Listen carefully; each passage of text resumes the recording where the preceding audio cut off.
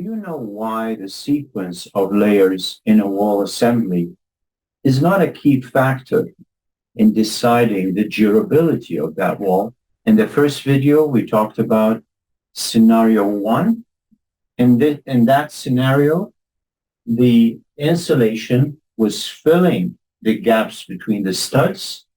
And in today's video, I'm going to lay out the better solution that will minimize the chance of getting things get wrong and condensation happen inside the wall assembly.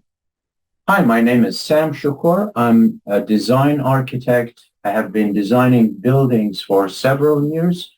I've had the chance to grasp how building envelope, whether it's a floor assembly, slab on grade, wall assemblies, or roof assemblies, behave in different climates and in different water conditions, and what each layer of the wall function does it do in each of the transition of heat or transition of moisture. As you know, architecture is not merely an aesthetic pleasing artifact. Architecture, in fact, is a building science plus aesthetics. So if this balance between aesthetics and the building science or the scientific approach to building is broken, then things might go wrong, whether on the aesthetic side, the good building becomes just a building, or on the building science side, where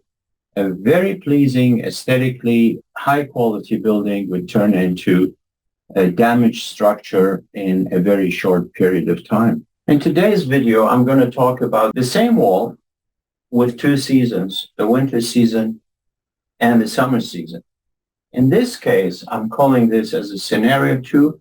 The scenario 2 has the insulation placed completely outside of the wall assembly. As we explained before, the warm, moist air would leak through the vapor barrier that is usually put on the inside of the wall and eventually will end up passing through the different layers. And the reason in winter the moist air is inside is because of the heating, because of the presence of humans or animals, because of the cooking, because of the bathing.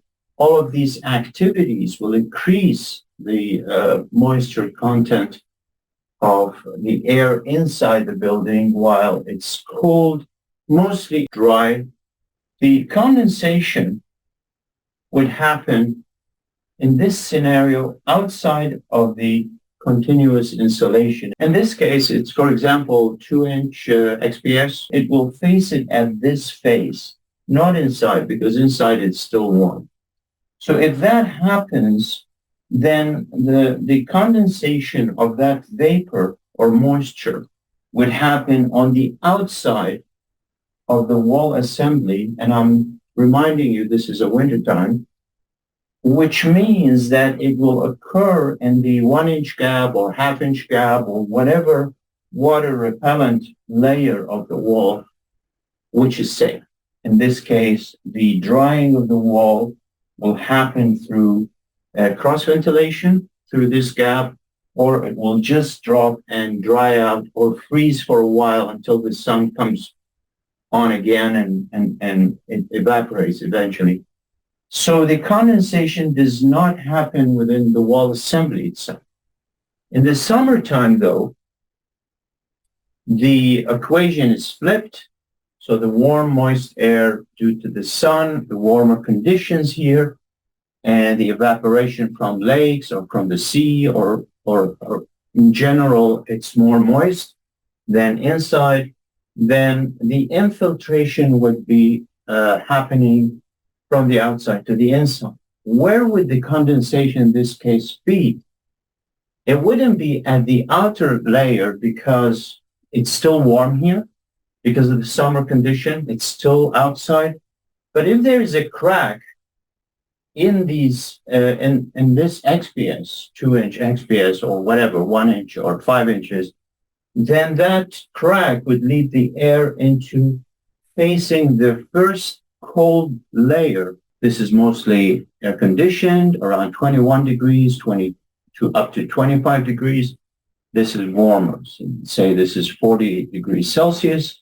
So the first encounter between the air and the first layer would be at the sheathing, or as you can see, the blue line is the air barrier.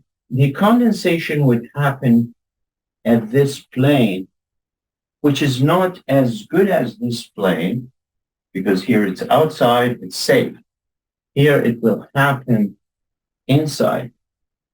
In that case, a good design of EFIS or any continuous insulation that has flutes inside that would allow the water to, when it condensates, it flows through and eventually taken through either through wall or a metal flashing to the outside. The idea here is the behavior of the air, actually. Building scientists would always say there is no perfect wall, meaning there is no 100% leakage-free wall because of all the joints. Imagine all around the buildings, there are hundreds of joints and seams. And if any penetration through that seam would occur, then this scenario would happen, and this scenario also would happen. And if you remember at first in the beginning of the video when I said that the sequence of a wall does not lead to 100% guarantee that the wall would be durable forever. There would be absolutely a leakage through the wall. That means condensation will happen. However, this layout where you insulate the building from outside rather from inside and outside, or from inside and outside without measuring where the dew point would happen in the wall assembly, that is the biggest conditions where a wall can be durable. So the wall itself is not guaranteed to be a perfect wall, but this is the best layout of the wall assembly that will minimize design errors or construction mistakes. In this case, no matter how much leakage or how reckless the air barrier layer is performing or was installed in a lousy way, let's say, and no matter how much vapor barrier you have here and how perfect it is installed, leakage would occur. We, as architects, can ensure that the building has been built to the best level of standards, but workmanship, the way you install the air barrier here, the vapor barrier, the way you seal the building against infiltration or exfiltration, this will decide how the forces are working against your wall and how durable your building would eventually be. But these are the principles that everyone in the design industry should follow. And of course, there are details where the finishes are different, or the amount of insulation is different, or sometimes you need to beef up the insulation from inside. There is a balance between the interior insulation and exterior insulation. But this would be described as the best layout of a wall from the standpoint of minimizing any chances of damage due to condensation, as we explained. We offer packages for zoning or rezoning, site analysis, site massing, shadow studies, schematic design, as well as permit design, which goes all the way to tendering, and then as well as construction documents if there was a bidding phase in this design process, and also contract admins. Click the link below to see if we can help you make an appointment or watch other videos or watch my webinar, which I made about how to apply for a permit and get it fast, and what are the things that you need to avoid in order to go through that process. Thank you very much.